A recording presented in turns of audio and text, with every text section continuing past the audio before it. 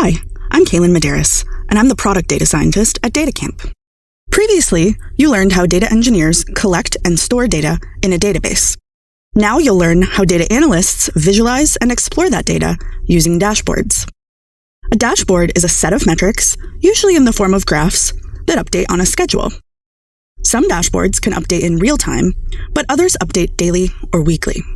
Let's discuss some common dashboard elements.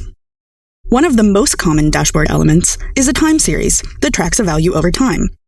This type of plot shows both the current value of a quantity and enough historical data to give context to that value. In this example, we see the number of monthly active users over a 10-month period. This new chart gives additional context to the previous monthly active users chart.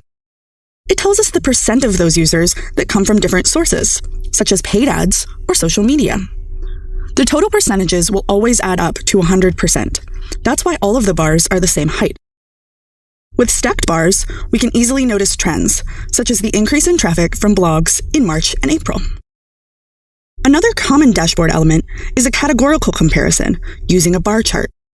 Here, we see the average number of minutes spent on a web page by different groups. Whereas time series provides a historical basis for comparison, bar charts compare different groups during the same time period. When you see a chart like this, it's always important to ask what data is included. In this case, we'll add a label indicating that this data is from the past 30 days. The previous three charts give us many points of comparison for each value. Sometimes we want to highlight just one number. In this case, we want to know how many people visited our website today. Even when showing just one number, it can be helpful to give a small amount of context for comparison, such as how today's value differs from yesterday's. Generally, we avoid adding tables to dashboards because graphics are easier to read. Display text is an exception. For example, displaying a small number of customer comments can be a great way to add some qualitative data to an otherwise quantitative picture. There are many ways of building dashboards. Some dashboards are built with a spreadsheet tool, like Excel or Google Sheets. Others are built using specialized business intelligence or BI tools, such as Tableau, Power BI, or Looker. For something really customized, some analysts use programming languages like R-Shiny or D3.js. All of these tools are great ways to get fast, accurate dashboards. It's best practice to ensure that everyone in the organization uses the same one, so that there is no confusion about where to go for dashboard information. Before issuing a request, be sure that a new dashboard is actually the best solution to your problem. Dashboards are required when you will need to access the information many times, that information needs to be updated frequently, and the information that you need will always be the same. Once you're sure you need a dashboard, make your request as specific as possible. Do you need a single number of comparison over time? What time frame is relevant to you? Be sure to include your use case. This can help a data analyst choose the type of dashboard that is best for you. Now that you know the elements of a dashboard and how to request a new dashboard, let's practice.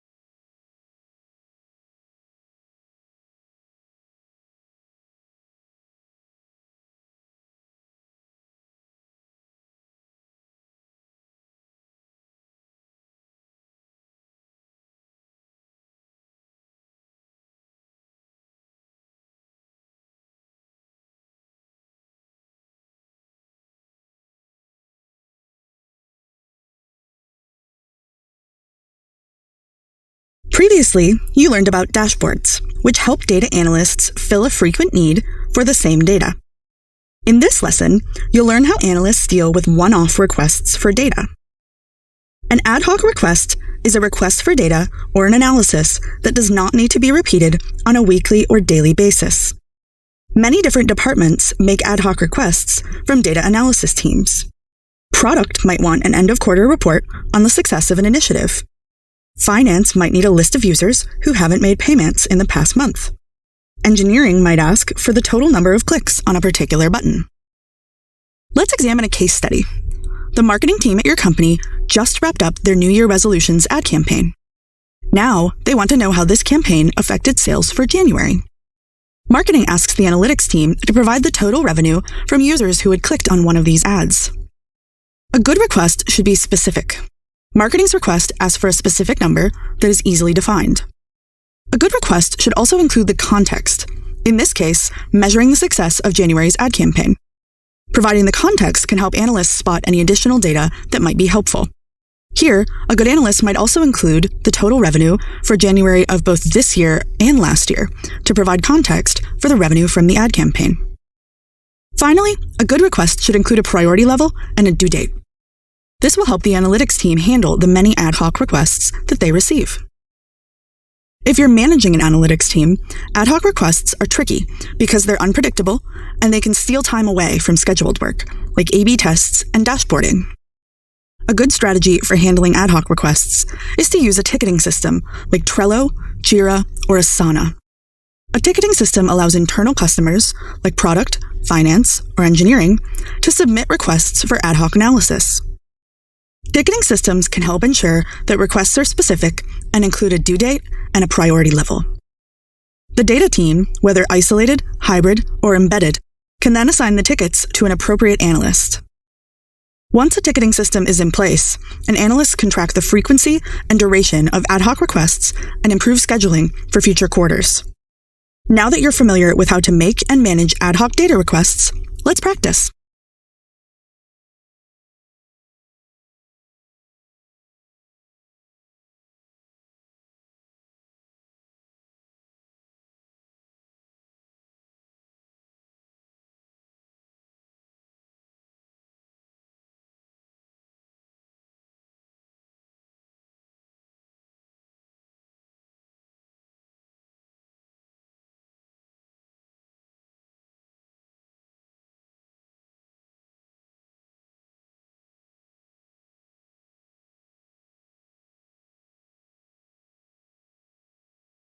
Previously, we learned about different types of requests for analytics.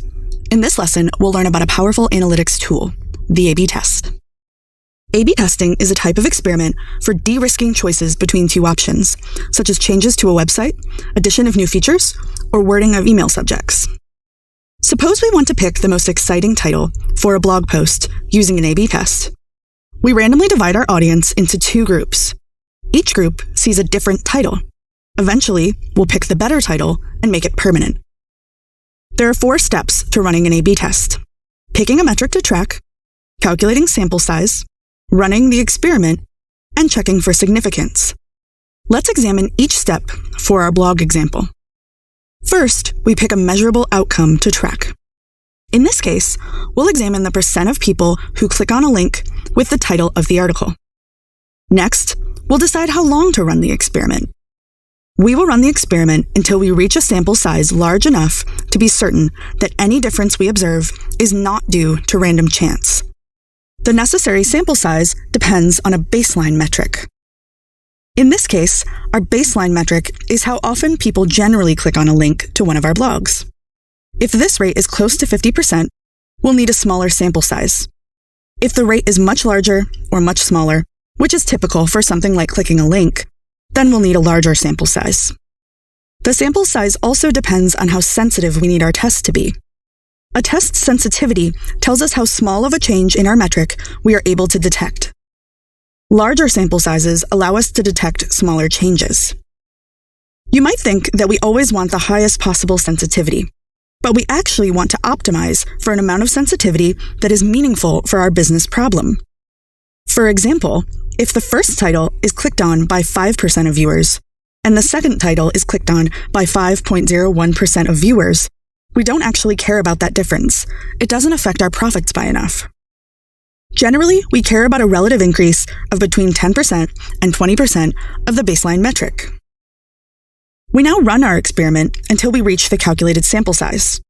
Stopping the experiment too early or running it for too long could lead to biased results. Once we've reached the target sample size, we check our metric.